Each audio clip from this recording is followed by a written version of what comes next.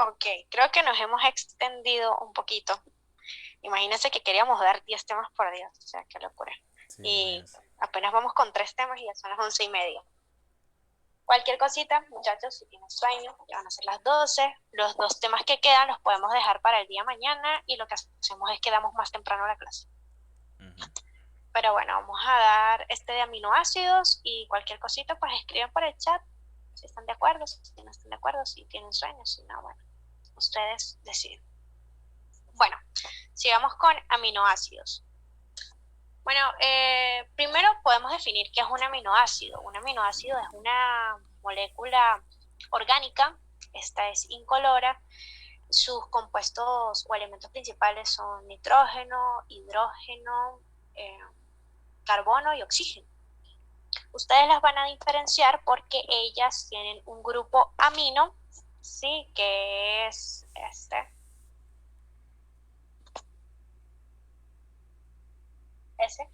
NH2 tienen un grupo amino en uno de los extremos y un grupo carboxilo, ¿sí? Que está aquí arriba, en otro extremo. Los aminoácidos son las bases de las proteínas, pero sin embargo ellas individualmente también participan en muchas otras funciones, como por ejemplo lo que es la transmisión nerviosa, la biosíntesis de, por ejemplo, las purinas, las pirimidinas y la urea. ¿Sí? Individualmente los aminoácidos también pueden tener funciones, además de ser como los eslabones o los compuestos que formen una proteína.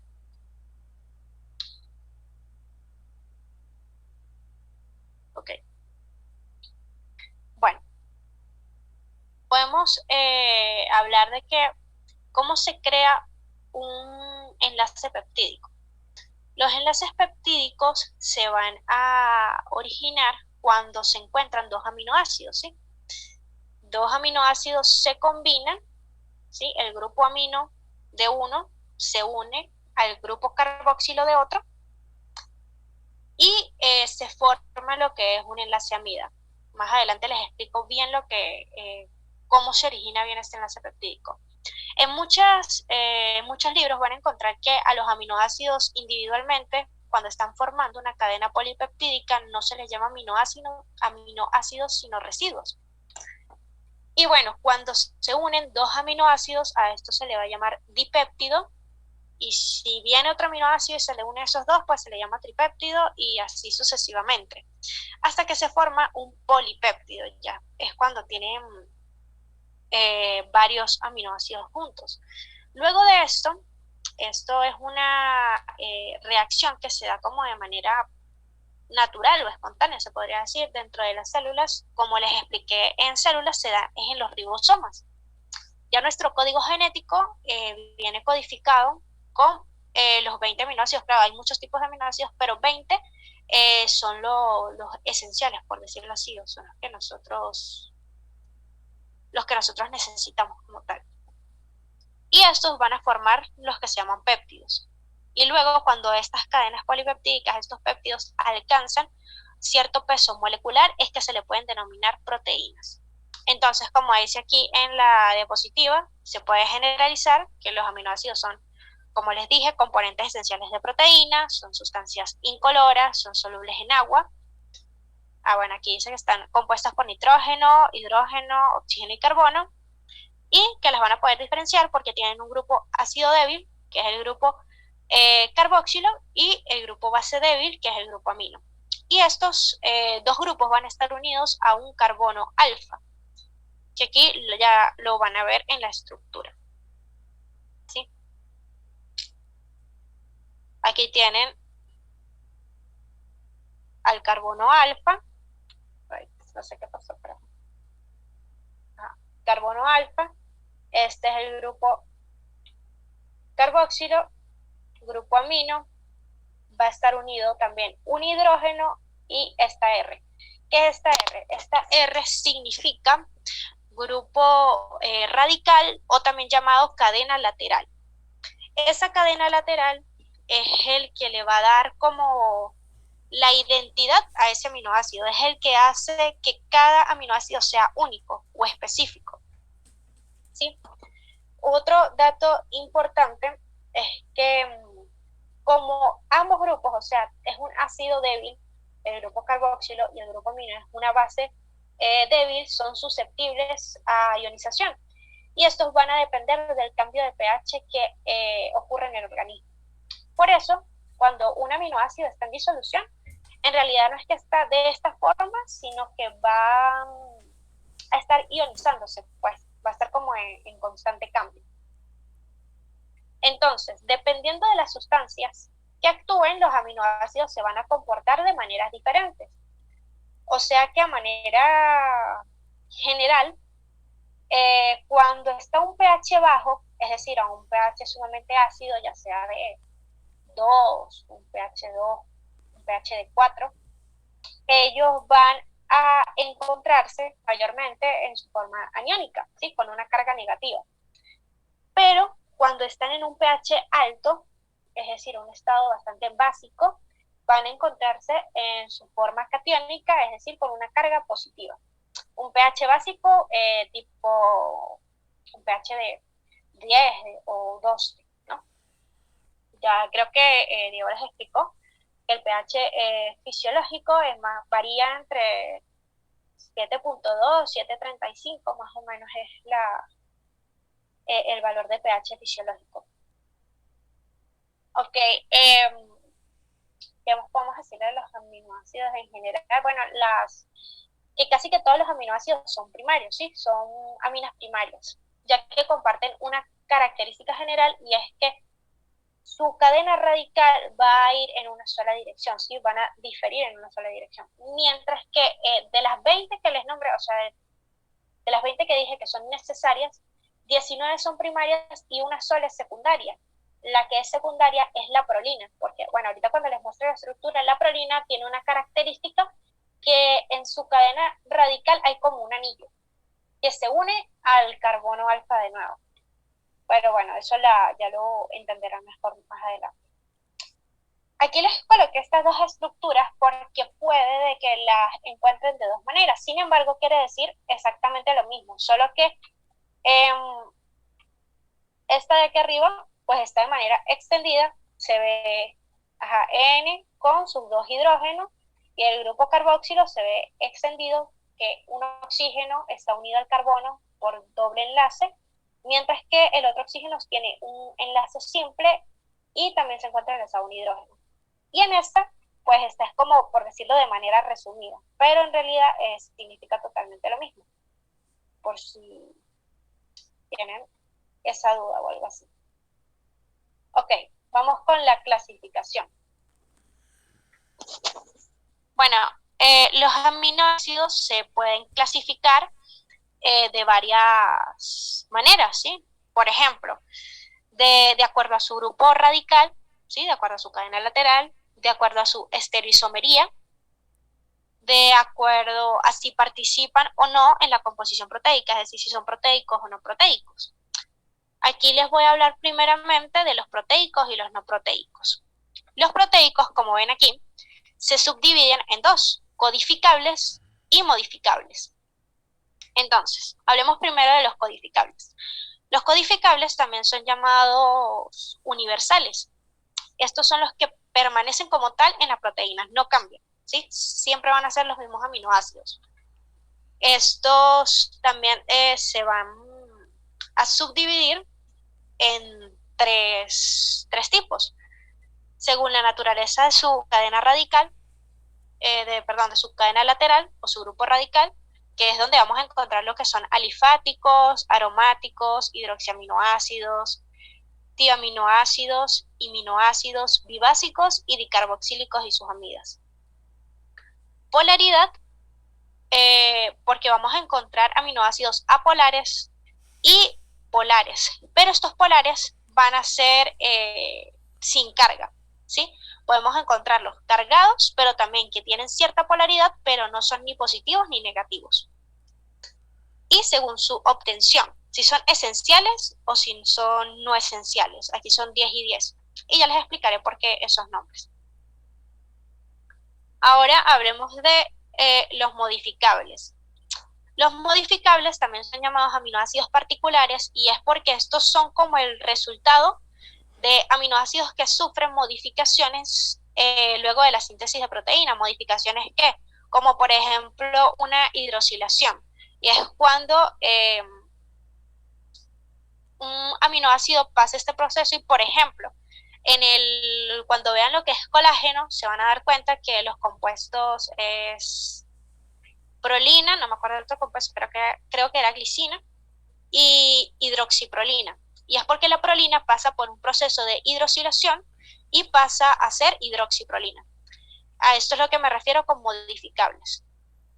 Y no solo puede ser una hidroxilación, también pueden haber carboxilados, fosforilados, glicosilados y iodados, que es cuando se le agrega partículas de otro compuesto a este aminoácido.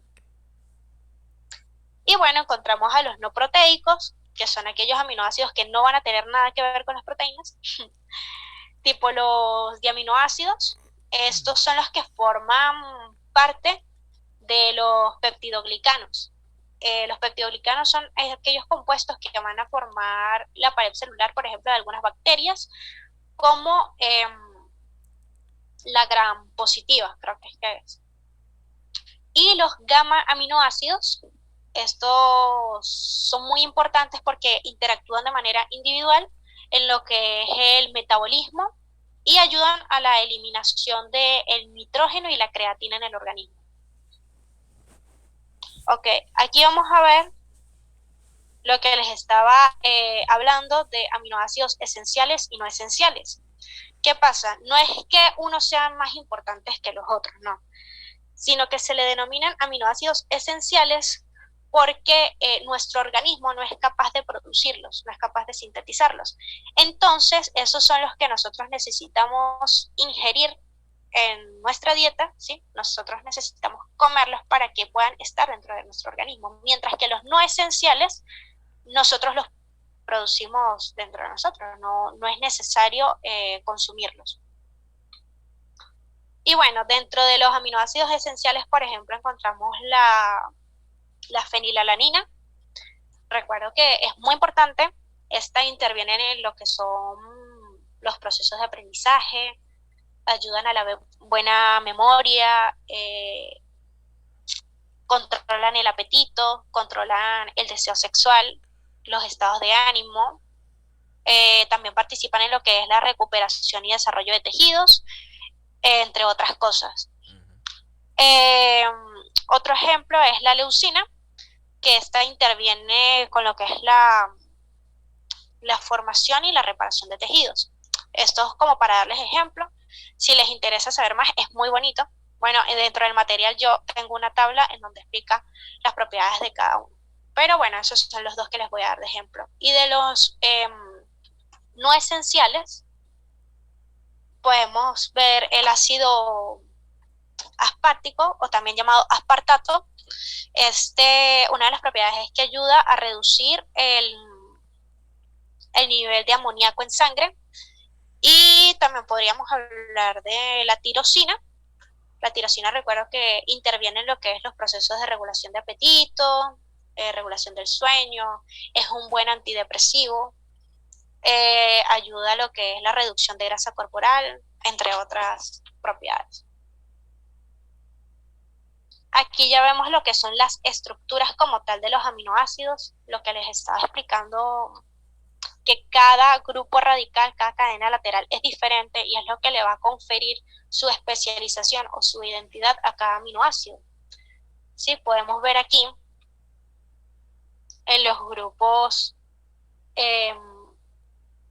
no polares, o también llamados grupos hidrófobos, vamos a encontrar lo que es la glicina, la alanina, valina, leucina, prolina y isoleucina. Bueno, ustedes ya van viendo aquí, no hay necesidad de que yo los repita. Aquí estos son los grupos polares, pero estos son los polares sin carga. Era lo que les estaba diciendo, son polares pero no tienen ninguna carga, no son ni positivos ni negativos. Podemos encontrar lo que son los grupos aromáticos, se les denomina aromáticos porque en su cadena radical van a encontrar un ciclo. Todos estos tres están ciclados. Entonces, por eso pertenecen a la familia de los aromáticos, lo que es fenilalanina, tirosina y triptófano. Sin embargo, cabe resaltar que lo que es la fenilalanina y el triptófano pertenecen también a los no polares. A pesar de ser aromáticos, pertenecen a los no polares. Y la tirosina pertenece al grupo polar. Sin embargo, tampoco está cargada, ¿sí? No posee ninguna carga, ni positiva ni negativa. Y aquí arriba encontramos a los que sí tienen carga, ¿sí? Los que están cargados positivamente, que son, se puede decir que son bases, ¿sí? Lo que es lisina, arginina y histidina, y los que están cargados negativamente, que ya serían los ácidos, como es el glutamato y el aspartato, o ácido glutámico y ácido aspartico.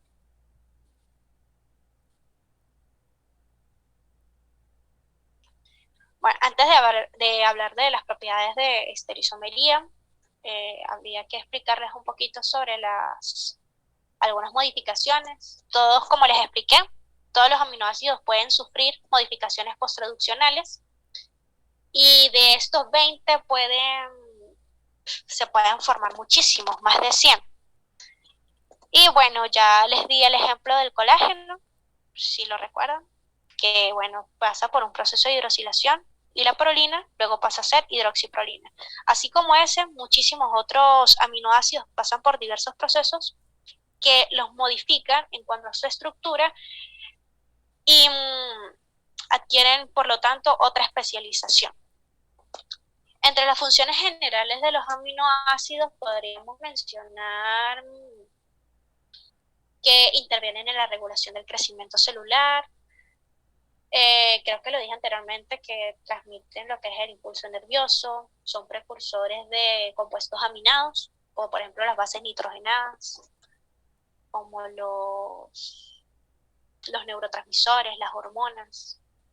Y bueno, paré de contar, en realidad tienen varias propiedades. Sería bueno de que además de esa pues buscaran algunas otras que les puedan interesar.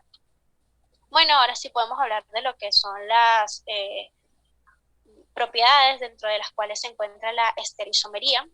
Recuerden de que les hablé de que también se pueden clasificar de acuerdo a su estereoisomería. Antes de hablar de estereoisomería como tal, hablemos del carbono quiral. Un carbono quiral, como dice aquí, es aquel carbono que posee 4 elementos distintos. Es decir, si ustedes se dan cuenta, aquí tiene un grupo carboxilo, un hidrógeno, un grupo amino, y aquí obviamente este va a ser completamente diferente al resto. Entonces, como tiene 4 compuestos totalmente diferentes a este carbono que está aquí, se le denomina carbono quiral. Es una de las características de los aminoácidos. El único aminoácido, deben también anotarlo, porque esa es una pregunta de examen, que no es carbono quiral, es la glicina. La glicina no es carbono quiral porque si lograron ver en las estructuras de aquí arriba, ¿sí? La glicina tiene 2 hidrógenos. Al tener 2 hidrógenos, es decir, tiene 2 compuestos iguales, no es un carbono quiral, ya que pues no tiene 4 compuestos diferentes, que es la característica, ¿no? Hay otra cosa importante que se me olvidó decirles de las estructuras, también era una pregunta de examen, por eso les digo que tienen que copiar las estructuras. ¿Cuál de los aminoácidos posee azufre en su estructura? Pueden ver que, por ejemplo, lo que es la cisteína tiene SH, podrían confundirse ahí, pero eso no es azufre. Eso es, si no me equivoco, ácido sulfúrico. Mientras que el que tiene azufre es la metionina. Entonces tienen que estar muy pendientes con cómo está conformada su cadena radical, que cuando les pregunten, por ejemplo, cuál es el aminoácido que posee que forma un anillo en su estructura, es la prolina. Pero si mencionan cuál es el que tiene un ciclo, que también a estos ciclos se les puede llamar anillos, en su cadena radical, puede ser algún aromático, dependiendo del que le salgan en las opciones, claro está. Bueno, momento de tips. Sigamos. Podemos hablar de lo que es la estereoisomería. La estereoisomería no es nada más de cómo se encuentran conformados espacialmente las estructuras de los aminoácidos. Y aquí cabe lo que son dextrogiros y levogiros. ¿Qué es esto? Esto es nada más saber si el aminoácido pertenece a una serie L o a una serie D. ¿Y cómo sabemos si es serie L o serie D? Es súper sencillo. Y es por el grupo amino. Si el grupo amino está al lado izquierdo, es de la serie L. Y si el grupo amino está al lado derecho, bueno, se hizo una raya ahí, pero ajá. Si está al lado derecho, es de la serie D. Entonces, es súper sencillo, no tiene ninguna pérdida. También otra de las características de la estereoisomería es que son figuras o son estructuras especulares, más no son superponibles. ¿Qué quiere decir esto? Que si, por ejemplo, ustedes colocan una mano enfrente de la otra, como si fuera un espejo, por eso fue que yo puse una rayita ahí entre las dos estructuras, ahí haciendo como el parapeto de un espejo. Ponen una mano enfrente de la otra, se dan cuenta que todos los dedos, o sea, va a estar el pulgar con el pulgar, el meñique con el meñique, así sucesivamente, ¿verdad? Pero si ustedes montan una mano encima de la otra, los dedos van a quedar desordenados. Bueno, así tal cual pasa con los aminoácidos. Son especulares, mas no son superponibles. También es una pregunta de examen. Bueno, sigamos con lo que es el carácter anfótero. Si prestaron atención en agua, Dieguito ahí estuvo hablando de que los ácidos son aquellos que van a donar protones, ¿verdad? Bueno, sí. Aquí en aminoácidos es todo lo contrario. En aminoácidos se dice que tienen carácter anfótero por lo mismo, porque aquí los ácidos no van a donar protones, sino van a aceptar protones, mientras que las bases son las que van a donar los protones. ¿Qué quiere decir eso?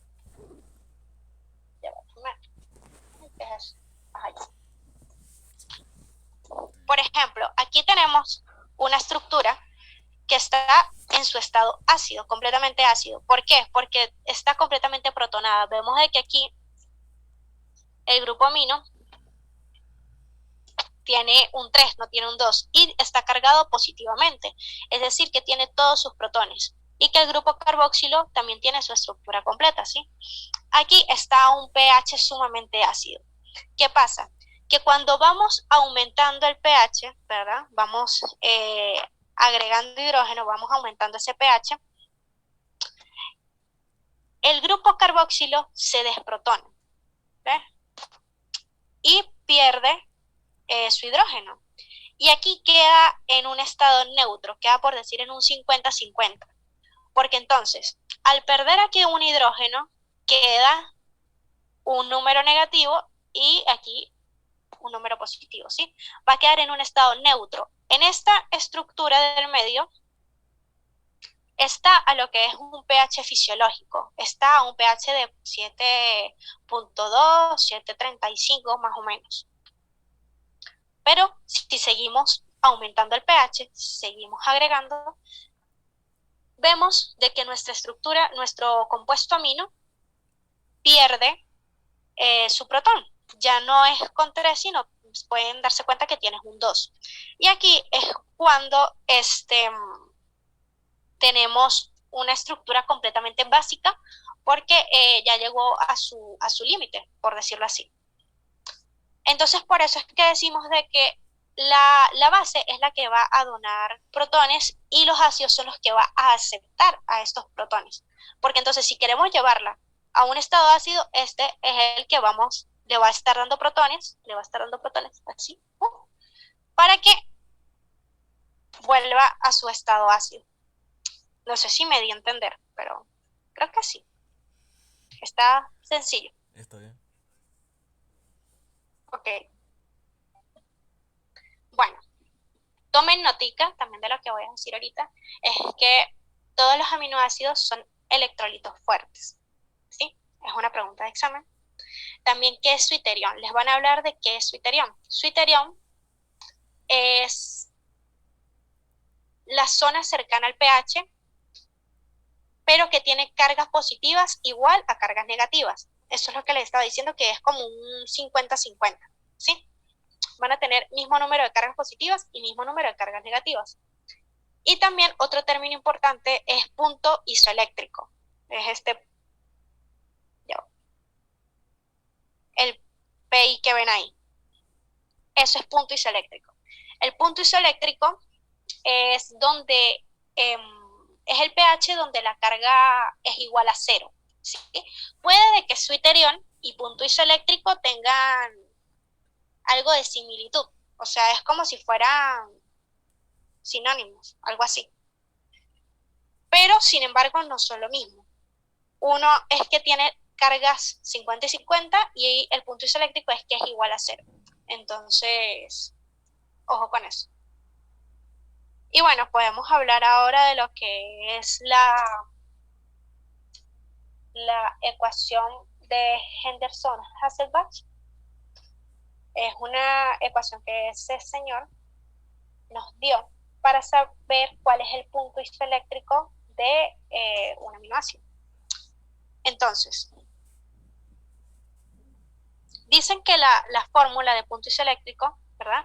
Es pK1, pK1 más pK2 entre 2, ¿verdad?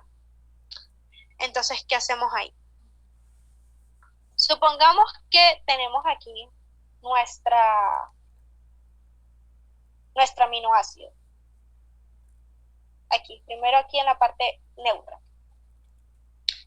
Entonces queremos calcular el punto isoeléctrico de un aminoácido que ponte que pertenece al grupo de los polares o de los no polares, ¿no? Que no es ni ácido ni base. Entonces, como les estaba explicando, aquí tenemos a nuestro aminoácido en su punto más ácido, ¿sí? En un pH ácido. Y cuando empecemos a aumentar el pH, ¿qué es lo primero que se pierde? Siempre el que se va a perder primero es el grupo carboxilo. Este es el que se va a perder primero. Va a perder su protón, es decir, va a perder su hidrógeno. Hidrógeno y protón es lo mismo, para que no se confunda. Entonces, bueno, pierde su protón y aquí encontramos esta estructura que está en su punto neutro. Esa es el valor que tenemos que conseguir cuando está en su punto neutro. Pero ¿cómo conseguimos eso si nos falta un valor para saber el resultado? Bueno, seguimos aumentando el pH. No entiendo por qué no se borra. Ya. Ay, no. Bueno, en fin. Seguimos aumentando el pH y va a quedar en su estado básico. Ya su grupo amino pierde su protón y queda en NH2, ¿sí? Entonces, pK1, o podemos ponerle K1,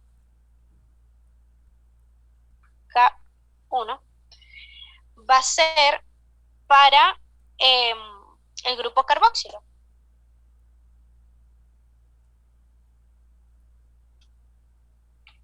Vamos a poner aquí K1 y K2 se lo vamos a dejar al grupo amino. Entonces, ya tenemos aquí K1 y K2. Simplemente lo que tenemos que hacer es luego los valores dividirlo entre 2 y ya tenemos el resultado. Y tenemos que saber qué aminoácido es el que estamos, a qué aminoácido le estamos buscando el punto isoeléctrico. Esta es la tablita que tengo aquí, ¿sí? A esta la pueden agarrar como una chuleta, en donde están todos los aminoácidos y van a ver los valores de pK1, de pK2 y aquí está el pKr. Y simplemente sustituyen los valores a como aquí dio la fórmula, que ya sabemos que primero iría K1, K2 sobre 2. Entonces pondría, qué sé yo, si es una glicina, en K1 van a colocar 2.34 y en K2 9.78 dividido entre 2. Y eso es todo. Si es un ácido o si es una base es un poco más complejo porque aquí tenemos que ubicar lo que es el pKr. Entonces, igualmente, por ejemplo aquí en el ácido tenemos nuestro compuesto totalmente ácido. El primer protón que se pierde al aumentar el pH es el del grupo carboxilo. Pero aquí tenemos una cuestión y es que tenemos nuestro grupo amino y nuestro grupo radical. Que nuestro grupo radical, al ser ácido, va a tener una carga. Si recuerdan que les dije que va a tener una carga negativa. Entonces,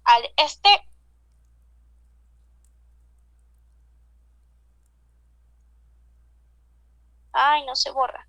Bueno, al grupo carboxilo estar con una carga negativa y el grupo radical también tiene una carga negativa, van a quedar, por decir, 2-1, ¿sí? 2 cargas negativas y una carga positiva. Entonces, no está a un punto neutro. No está el punto isoeléctrico, ahí no está. Entonces, tenemos que seguir aumentando el pH hasta encontrarlo. Entonces, seguimos aumentando el pH y cuando estamos hablando de un ácido,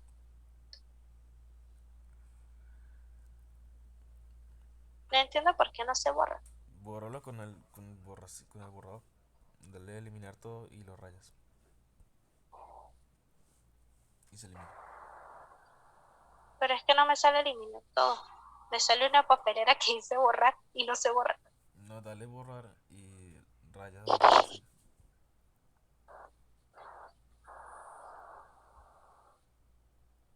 Ujú. Ah, ¿Se borró? no. Bueno, prosigue de todos modos. No sé qué pasó.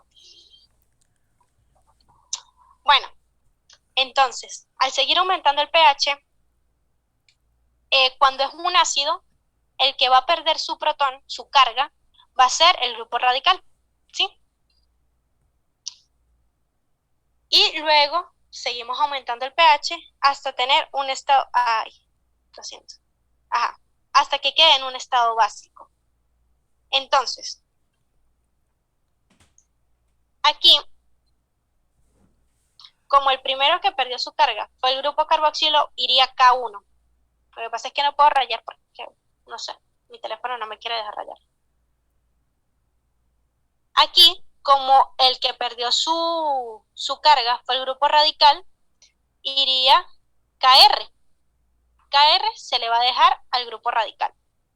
Y luego, como el último que perdió su carga fue el grupo amino, se le dejaría K2. Pero entonces, ¿dónde está el punto isoeléctrico? Aquí, porque tenemos igual número de cargas, tanto positivos como negativos. Entonces, el punto isoeléctrico no sería pK1 más pK2, sino sería pK1 más pKr, porque aquí iría, en este de aquí, iría pKr.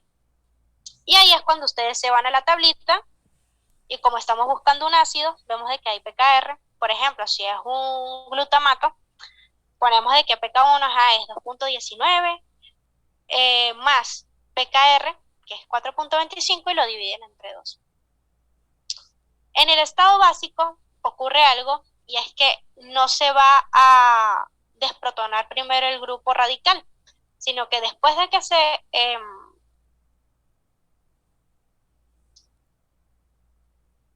sigue sin borrarse. Después de que se desprotona el grupo carboxilo, ¿verdad? Ponemos el K1, tenemos tanto el grupo amino positivo como el grupo radical con una carga positiva, porque sabemos de que todas las bases tienen una carga positiva. Entonces, entre los dos, el que tiene mayor fuerza, por decirlo así, es el grupo radical. Entonces, el que va a perder su grupo primero es el grupo amino. ¿Ven? Entonces aquí el grupo amino queda desprotonado, pero tenemos que seguir aumentando el pH hasta que nuestro grupo radical también quede desprotonado. Pero el punto isoeléctrico iría aquí. ¿Por qué? Porque si ven aquí, tenemos dos cargas positivas y una sola negativa. Y aquí tenemos una carga negativa en el grupo carboxilo, una carga positiva en nuestro grupo radical, y nuestro grupo amino, pues ya que se desprotonó, no tiene carga. Entonces tenemos igual número de cargas, ¿verdad? Y entonces, ¿cómo calcularíamos el punto isoeléctrico de una base? Fácil, entre K2 y KR. Ahí no entraría para nada K1, sino entre K2 y KR. Entonces sería punto isoeléctrico es igual a PK2 más PKR dividido entre 2. Aquí tienen la tabla de valores, le toman un captura. También están por ahí, creo que está en una de las guías. Y bueno, este ya sería el último punto, que es un enlace peptídico. Era lo que yo les estaba explicando al principio. Que bueno, los péptidos son como un tipo de moléculas que se forman por la unión de muchos aminoácidos mediante enlaces peptídicos. ¿Cómo se crea este enlace peptídico? Bueno, como ven aquí en esta imagen, tenemos nuestro grupo carboxilo se une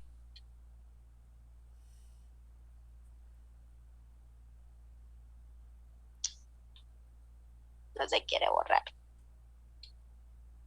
Bueno, no importa. Nuestro grupo carboxilo aquí. Ven de que tiene un OH, ¿verdad? Bueno, este OH se va a unir con este hidrógeno de nuestro grupo amino de otro aminoácido, formando una molécula de agua. ¿Sí? A esto se le va a llamar que ocurre una deshidratación. Y se forma lo que ven aquí, un enlace peptídico. Entonces, el enlace peptídico se forma ¿por qué? Por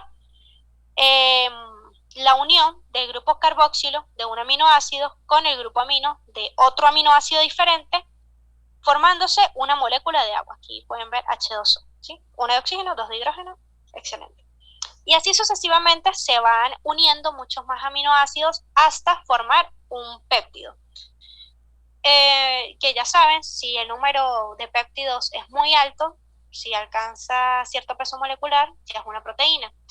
Aunque no se tiene un límite como tal, en algunos libros van a encontrar valores diferentes, que si un polipéptido va entre de 10 a 50, de 10 a 100, que después de 100 son proteínas, en realidad no se tiene como tal definido cuánto es, ya que, como le digo, en varios libros dicen cantidades diferentes, pero les puedo decir que orientativamente un oligopéptido son aquellos péptidos o cadenas polipeptídicas que están conformados de 2 a 10 aminoácidos, solo llegan hasta 10. Y los polipéptidos son los que van de 10 a 50 o también pueden ser más de 50. Pero ya cuando sobrepasan que si los 90, 100 ya son proteínas. De todas maneras, cuando ustedes los vean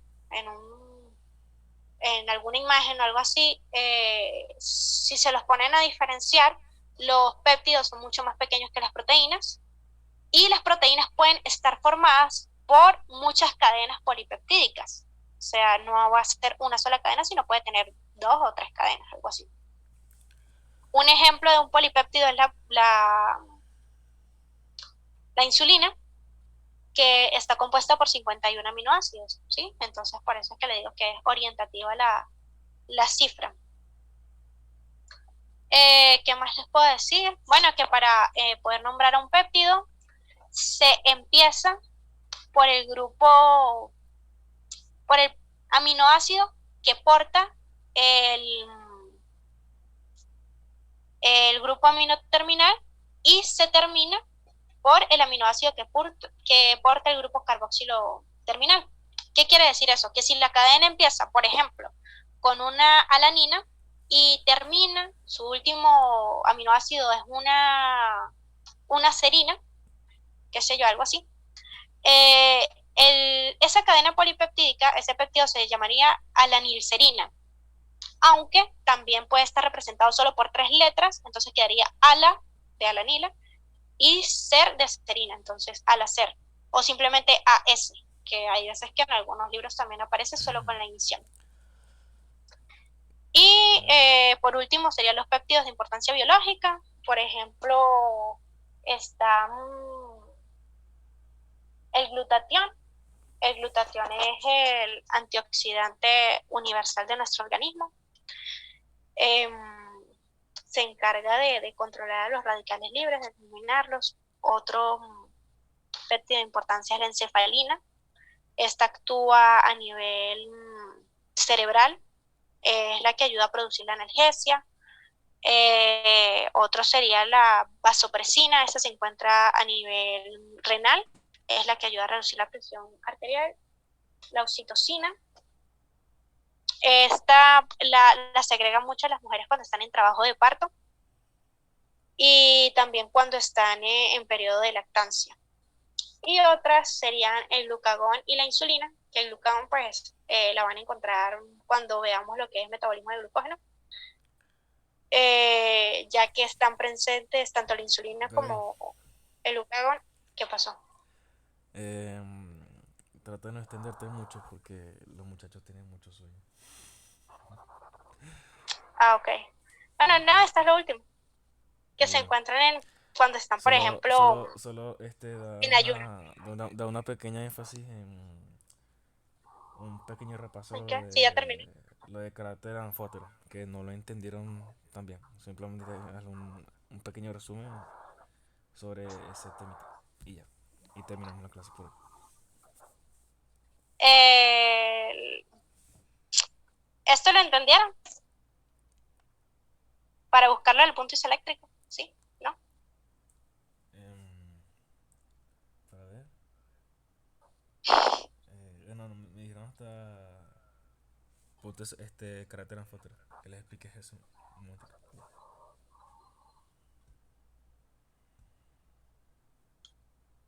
Bueno,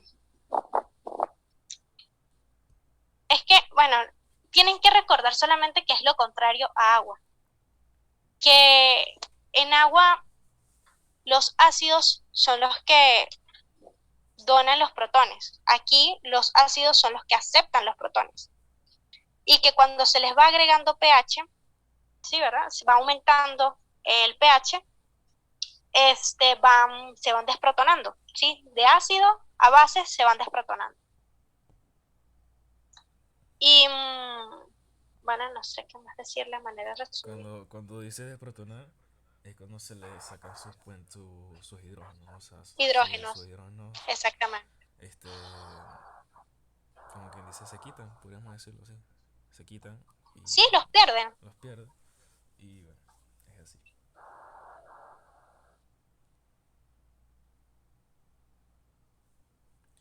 Y bueno, creo Y que bueno, está todo por hoy. sí, Y bueno, mañana quizás empezamos no un puedo poco más rayar todavía. temprano. Eh, yo diría lo que es la proteína y terminaremos con carbohidratos. Carbohidratos. Y bueno, quizás demos un break de tiempo para que todavía analicen toda la información. Pero claro, vamos a ver si podemos hacer mañana las dos clases directamente para no perder tanto tiempo con respecto a los días. Proteína, es un poco largo, pero lo puedo resumir lo más posible. Y entonces los que se entienden bien. Sí, carbohidratos también es algo larguito, porque Carbo, tiene muchas, que sí, las cadenas hidrocarbonadas, sí, sí, sí, es algo largo. es algo largo. Entonces no lo vamos a meter ahorita porque obviamente no creo que aguanten. Y bueno, esto Ok, muchachos. Ahorita le voy a pasarle el link de la información de, de los libros. Y, y nada, mañana cuando terminemos la complementación de esta clase,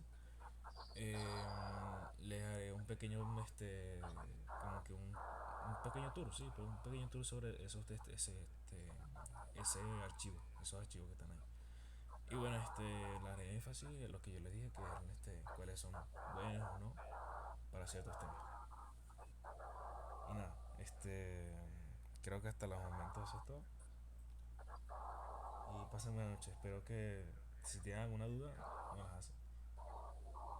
Y bueno, em, nada, muchachos. No había leído los comentarios, qué gracioso. Sí, están ahí inspirados.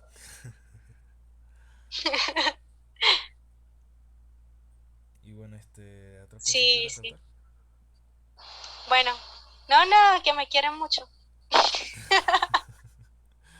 Pues sí. Otra pregunta. Bueno, tranquilo. Bueno, De clase los jueves. bueno, algo así.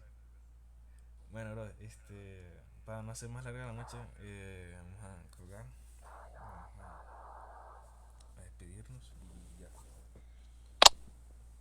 Este, a ver. Bueno, está bien, muchachos, que tengan, ay, una feliz noche. Disculpen lo largo. En realidad quisimos hacerlo más resumido posible, pero que no fuera tipo Adi que, cónchale, hace falta mucho contenido que es muy importante. Entonces, bueno, esperemos que les haya funcionado, les haya ayudado bastante lo que les dimos hoy. Tomen sus apuntes y bueno, Sí, todo chévere. Si tienen dudas, igual, al privado. sí. Igualmente, voy a ver si saco unas preguntas, que tenga por ahí, no sé, al menos dos o tres preguntas, que sean relativamente sencillas y se las hago también hacer. Y, obviamente quizás no las sepan, pero las vamos a explicar, porque algunas preguntas sí son como que un poquito fuera de lo básico, de lo que uno medio profundiza. Entonces, también haremos un poquito de énfasis en esa parte. Y nada, muchachos, de resto, para adelante. Nada. Es sencillo, en realidad, primer semestre es sencillo. Lo que tienen es que leer bastante y de una vez que entiendan unos temas, ya van a ir entendiendo los otros porque en realidad están de alguna manera enlazados. Entonces, pues, yo sé que van a salir bien. Entonces, pues bueno. Y bueno, si es rumbo virtual también venimos.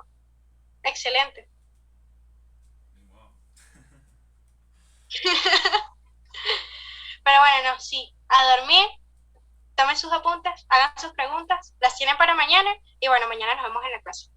Vale, vale, sí, va. Éxito. Feliz noche.